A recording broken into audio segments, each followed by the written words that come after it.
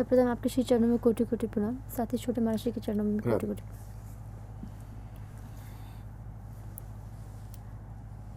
ब्यारू कुंज में सखियों ने श्री प्रिया प्रीतम को रात्रि भोजन करवाया है और भोजन के पश्चात अलसाई सी मुद्रा को देखते हुए उनको विश्राम के लिए शयन कुंज में चलने की प्रार्थना की है। ब्यारू कुंज से निकलकर मुख्य मार्ग पर सखियां श्री लाडली लाल को लाए हैं। गलवैया दिए हुए बहुत मंद मंद चाल से श्री प्रिया प्रीतम चल रहे हैं और साथ में सभी सखी मंडल विराजमान है। आगे चलते हुए जो मुख्य मार्ग है मुख्य रूप से वो मणियों से ही बना हुआ है। उसके दोनों ओर के जो गमले हैं वो भी मणियों से बने हैं और उनमें मणियों के ही फूल लगे हुए हैं। मुख्य मार्ग से आगे जाने पर बीच में चौराहा आता है। शयन कुंज और ब्यारू कुंज के मध्य का ये चौराहा है, जिसका दाहिनी ओर का मार्ग मोहन महल की ओर जा रहा है। बाईं ओर का मार्ग अष्टद्वारी महल से होता हुआ तुंग विद्या सखी के कुंज तक जा रहा है। सीधा मार्ग शयन कुंज को, और जो पीछे है जिस मार्ग से आ रहे हैं वह ब्यारू कुंज की ओर का मार्ग है। इसमें बीच में सुंदर फव्वारे लगे हुए हैं, चारों तरफ छोटे फव्वारे लगे हुए हैं। चारों तरफ जो नहर है उसमें भी ये चमकदार मणियों का जैसे चूर्ण मिला दिया गया है। इस तरह से पानी में से भी सुंदर प्रकाश निकल रहा है, उसमें खिलने वाले कमलों में से भी प्रकाश निकल रहा है। चौराहा पार करके मार्ग में आगे बढ़ते हैं। थोड़ा सा आगे जाने पर शयन कुंज का जो परिसर है वह प्रारंभ होता है। 5 सीढ़ियाँ चढ़कर शयन कुंज का परिसर प्रारंभ होता है। उसके मुख्य मार्ग में भी सुंदर मणियाँ जड़ी हुई हैं। शयन कुंज का मुख्य रूप से रंग फीका पीले रंग का है, जिसमें हल्का सा हम कह सकते हैं चीकू के से रंग से मिला हुआ पीला सा रंग है। इस तरह का शयन कुंज का रंग है। मणिमंडल गहरे रंग का है, परंतु उसमें पूर्ण रूप से इसी रंग की मणियाँ जड़ी हुई हैं और विभिन्न प्रकार की आकृतियाँ और कलाकृतियाँ बनी हुई हैं। मणिमंडल पर चारों तरफ गमले लगे हुए हैं, जिनमें सुंदर पीले फीके पीले रंग के ही फूल खिले हुए हैं। इसी रंग की मणियों के गमले बने हुए हैं। मुख्य रूप से जो मणिमंडल के मध्य में बरामदा है उस पे भी इसी तरह के फीके पीले रंग की मणियों से कुंज का निर्माण हुआ है। इसमें चारों तरफ 12 द्वार हैं और चारों तरफ बरामदे में खंभे लगे हुए हैं। फीके पीले रंग की मुख्यता वाले इस कुंज में जो फुलवारी है वह भी इसी रंग की बनी हुई है। आगे अंदर सुंदर बीच में एक सैया है, सर्वतोभद्रनी सैया नाम से मुख्य सैया है, जिस पर शयन के समय श्री प्रिया प्रीतम विश्राम करेंगे। इसके बगल में एक सुंदर चौकियाँ रखी हैं दोनों तरफ, जिस पर एक पर पीकदान रखी हुई है, एक पर जल की झाड़ी और जल पान के लिए गिलास रखे हुए हैं। मणि में सुंदर गिलास रखे हुए हैं।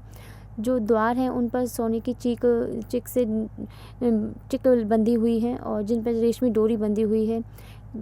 हर द्वार के मध्य में एक खिड़की है। खिड़कियों पर जो झरोके जालियाँ बनी हुई हैं उन पर स्वर्ण की लताएं चढ़ी हुई हैं। इन लताओं का रंग और इनमें खिले हुए फूलों का रंग भी फीका पीले रंग का ही है। अंदर बहुत सी मणियों की लड़ियाँ लटकी हुई हैं। ये सभी मणियाँ फीके पीले रंग की हैं। अंदर का जो शयन कुंज के अंदर का जो वातावरण है वो ना ही तो ज़्यादा उजाले वाला है ना ही अंधेरे वाला है। वहाँ मणियों से जितना प्रकाश है बस वही प्रकाश है। इस कुंज के चारों ओर का जो वातावरण वह हेमंत ऋतु का है, परंतु अंदर जो मणियाँ हैं उनसे ऊष्मा प्रकट होती रहती है, जिससे अंदर का वातावरण सम है। ना अधिक ठंडक है ना अधिक गर्मी का ही मौसम है।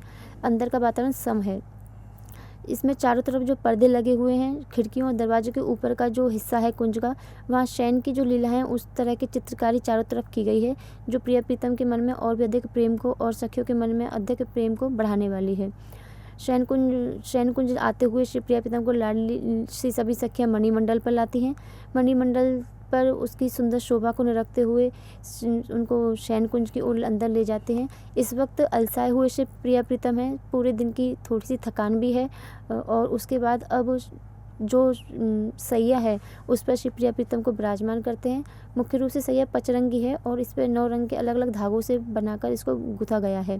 बीच में सुनहरे फीके पीले रंग की ही इस पर सुंदर चादर बिछी हुई है। गोल और चौकोर तकिए रखे हुए हैं। इसी पर श्री लाडली लाल को सभी सखियाँ विराजमान करती हैं। आसपास सखियाँ विराजमान होती हैं। कुछ सखियाँ श्री प्रिया प्रीतम के चरण पलटने लगती हैं। कुछ जो थोड़ा भारी सा श्रृंगार है उसे थोड़ा सा बढ़ाने लगती हैं। कुछ लाल जी और प्रिया जी हल्का सा अर्ध लेटी हुई सी मुद्रा में वहाँ विराजमान होते हैं। वहाँ पर सखियाँ सीधे श्री प्रिया प्रीतम को शयन न करा के अलग अलग बातें, जैसे कभी पहेलियाँ पूछने लग जाते हैं, कभी चुटकुला करने लग जा चुटकुला सभी अलग अलग सखियाँ बोलने लगती हैं, जिससे उस वक्त का जो वातावरण है पूरा हास्यप्रद सा रहे और एकदम हल्के मन से श्री प्रिया प्रीतम शयन में जाएं। इसी लीला के चलते श्री रंग देवी जो आकर श्री प्रिया जी के हाथ में एक फूल दे देती हैं पीछे से आके, और प्रिया जी उस फूल को श्री लाल जी को दिखाती हैं। तो श्री राधा जी के हाथ में सुंदर सुंदर पुष्प श्वेत। राधा पूछे कृष्ण से, कृष्ण नाम न लेत। श्री प्रिया जी लाल जी की तरफ एक फूल बढ़ाते हुए इशारों में पूछती हैं कि इसका नाम बताइए।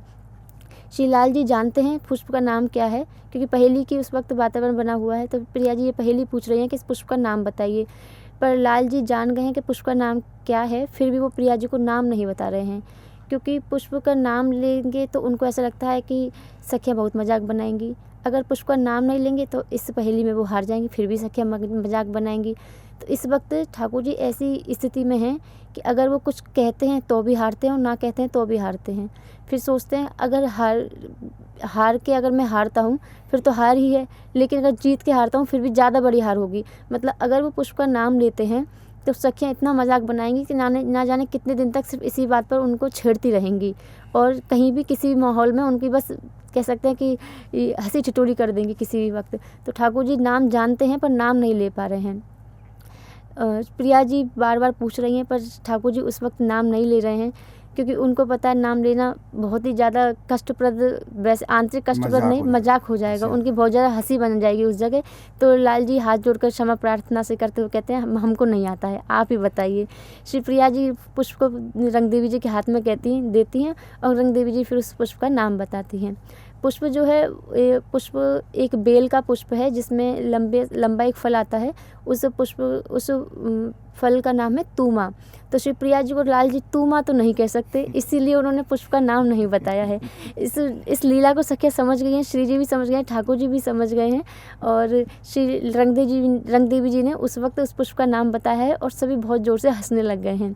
हंसते हंसते श्री प्रिया प्रीतम की आंखों में पहले ही अलसाए हुए से निंद्रा का आवेश देखकर सभी सखियाँ धीरे धीरे से कुंज से निकलने लगती हैं और श्री प्रिया प्रीतम को आराम से उस सैया पर पौढ़ाकर चुपचाप अपने घुंघरुओं को, अपनी पायल को, अपनी करधनी की ध्वनि को एकदम शांत सा करते हुए धीरे धीरे सब बाहर आती हैं और चिक डाल देती हैं। झरोकों से सभी सुंदर छवि का दर्शन करती हैं और मणिमंडल पर आकर आपस में एक दूसरे के सौभाग्य का और प्रेम का और इस सुंदर छवि का वर्णन करते हुए आह्लादित होती हैं। आगे ब्याहुला की कुंज में जाकर ब्याहुला की सेवा करनी है। आगे उसके लिए जाने के लिए सभी सखियाँ वहाँ से धीरे धीरे निकलने लगती हैं। जय श्री राधे, जय श्री